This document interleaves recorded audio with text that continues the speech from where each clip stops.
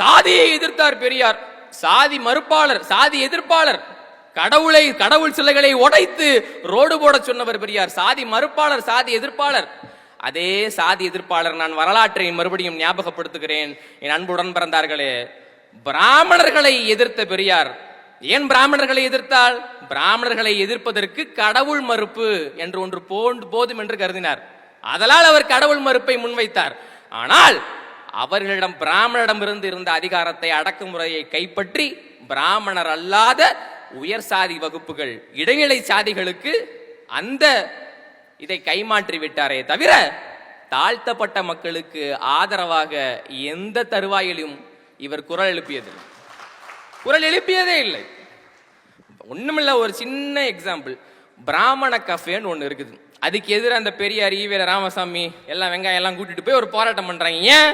பிராமண கஃபேங்கிறது சாதிய பேரா. அப்ப நாயுடு ஹாலுங்கிறது என்னடா?